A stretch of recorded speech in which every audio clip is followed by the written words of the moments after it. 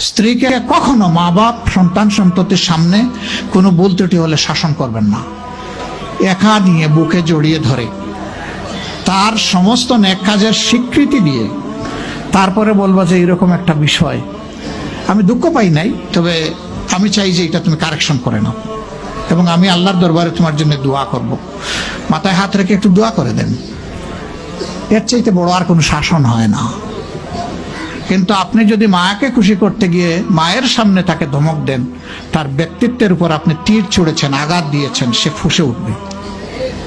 সে বলবে সব উজাড় করে তোমার এই সংসারে দিলাম, আজকে তুমিই না আমাকে এইভাবে বেইজ্জত করলে। সে মানুষ তো, তার মানবিক রিয়াকশন হবে। কাজ করবো না আমরা কেউ।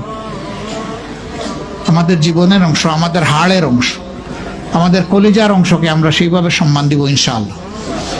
আমরা ভালোবাসবো সে আমার স্ত্রী, আমরা শ্রদ্ধা করবো সে আমার সন্তানের মা।